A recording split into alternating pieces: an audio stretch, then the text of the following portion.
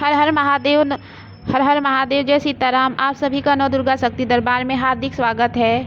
आज मैं आप सबके लिए रोज पूजा के 5 नियम लेकर आई हूँ। जो बच्चे डेली पूजा करते हैं उनके लिए 5 नियम जिससे भगवान पूजा स्वीकार करते हैं। उससे पहले आप लोग मेरे चैनल को सब्सक्राइब और लाइक और शेयर करिए ताकि आने वाला वीडियो आप लोग तक पहुँच सके और आप लोग शेयर करेंगे तो और भी बच्चों के पास ये अच्छी अच्छी बातें पहुंच सकें।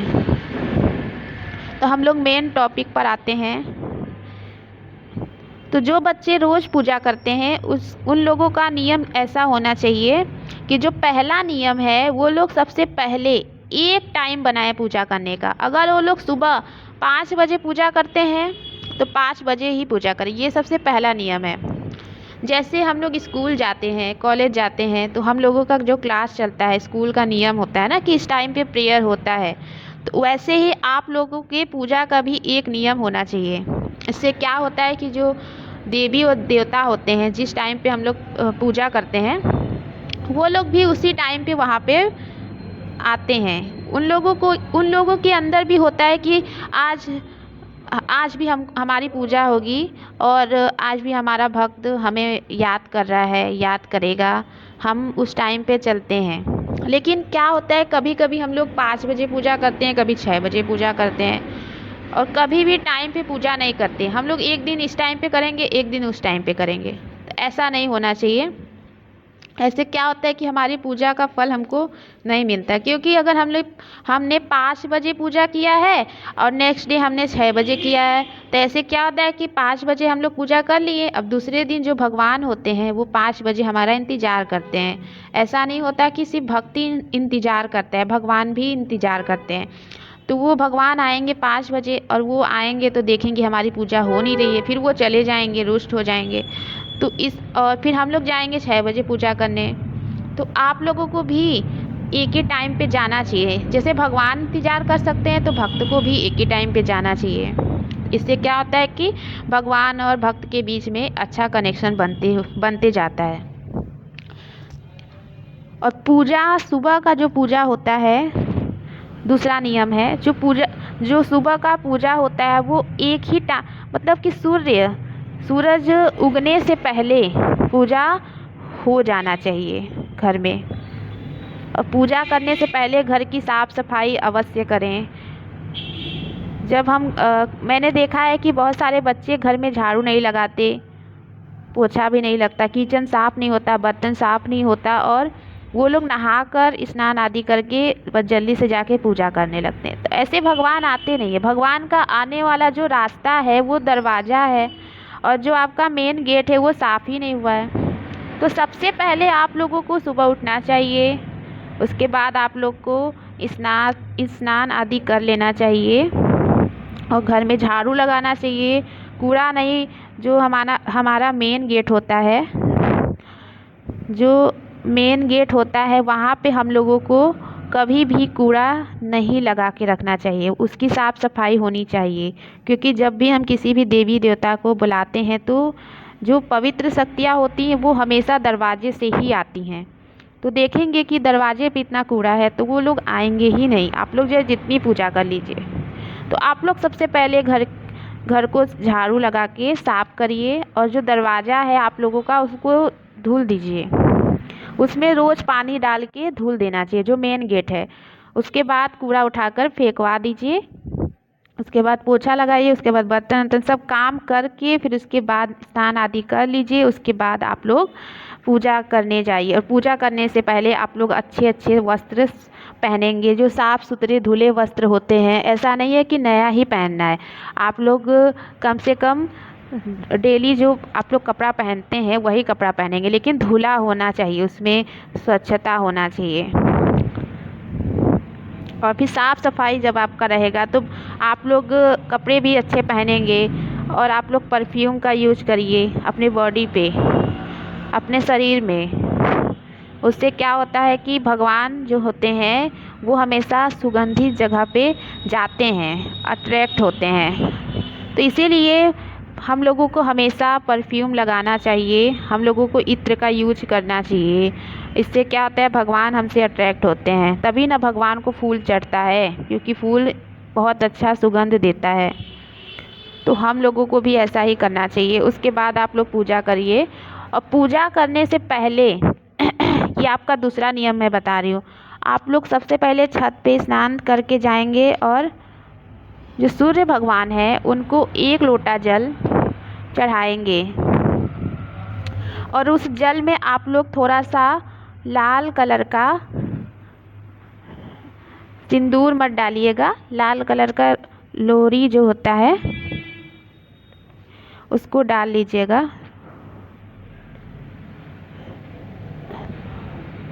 सिंदूर भी डाल सकते हैं, रोली, 1 मिनट, रोली मत डालिएगा, सिंदूर डाल लीजिएगा, क्योंकि जो रोली होता है वो नहीं डालना चाहिए। सिंदूर आप लोग थोड़ा सा उसमें डाल लीजिएगा, थोड़ा सा शहद और थोड़ा सा अक्षत डाल लीजिएगा, क्योंकि जो रोली होता है वो सूर्य भगवान को नहीं चढ़ाइए, आप लोग उसमें थोड़ा सा सिंदूर डाल लीजिएगा।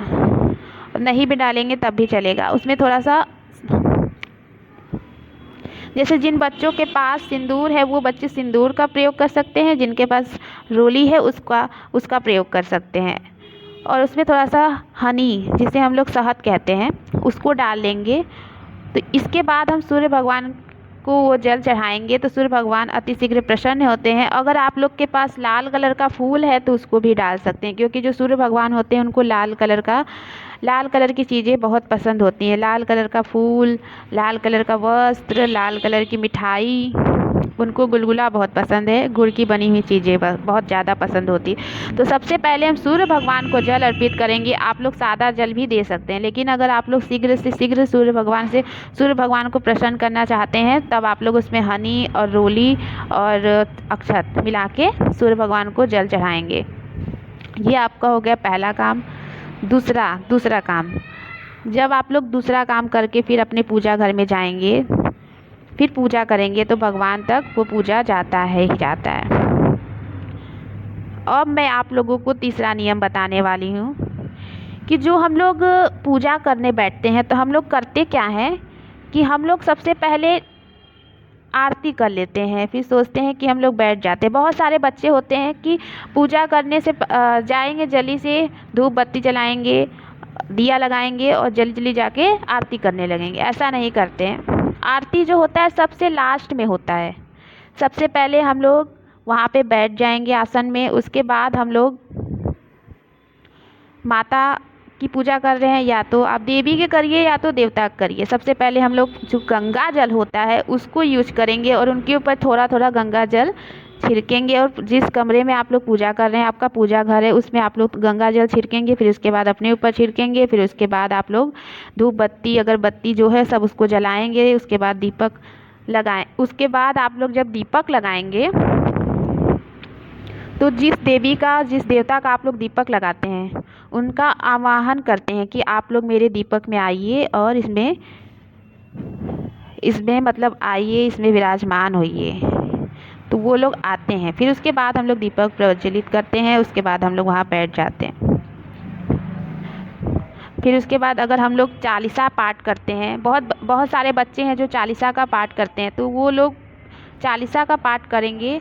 और फिर जो तिलक है वो चालीसा के ऊपर जो भगवान का फ़ोटो होता है उसमें भी लगाते हैं और अक्षत थोड़ा छिड़कते हैं। और जो तिलक करने से पहले भगवान की जो मूर्ति है या फ़ोटो है उसमें भी लगाते हैं और थोड़ा सा अक्षत छिड़क देते हैं। और अक्षत जो होता है वो चारों तरफ भी छिड़क देते हैं। इतना आप लोग कर लेंगे। फिर उसके बाद आप लोग चालीसा स्टार्ट कर दीजिएगा। चालीसा जब आप लोग का समाप्त हो जाएगा, जो भी पूजा समाप्त मतलब पूजा आपकी समाप्त हो जाएगी, तो आप लोग बैठे रहेंगे वहाँ पे। फिर उसके बाद आप लोग को मैं तीसरा नियम बता रही हूँ। फिर जो तीसरा नियम है उसमें आप लोग भोग लगाएंगे। जो भोग होगा आप लोग का, जिस भी देवी या देवता का भोग लगा रहे हैं उनके अनुसार लगाएंगे। आप लोग जो भोग लगा रहे हैं माता को या पिता को, वहाँ पे भोग लगाएंगे और वहाँ पे आप लोग रख देंगे। और रखने के बाद वहाँ से आप लोग 10 मिनट के लिए पूजा घर से बाहर चले जाएंगे। फिर 10 मिनट बाद आप लोग वापस जाएंगे, क्योंकि भोग लगा के हमेशा वहाँ से हट जाना चाहिए, क्योंकि जो खाना खाने के लिए भगवान आएंगे तो हमको उनको नहीं देखना चाहिए, ठीक है। इस तरह वो आपकी भोग को स्वीकारने लगेंगे धीरे धीरे। और पानी भी रख के वहाँ से हट जाइए। फिर आप लोग वहाँ पे जाएंगे और फिर वो जो भोग है, प्रसाद है, उसको वहीं पर रहने दीजिएगा। उसके बाद आप लोग चौथे नियम में फिर आप लोग आरती करेंगे। जब आरती कर लेंगे और आरती करते वक्त आप लोग जो घंटी होता है उसका उपयोग करेंगे।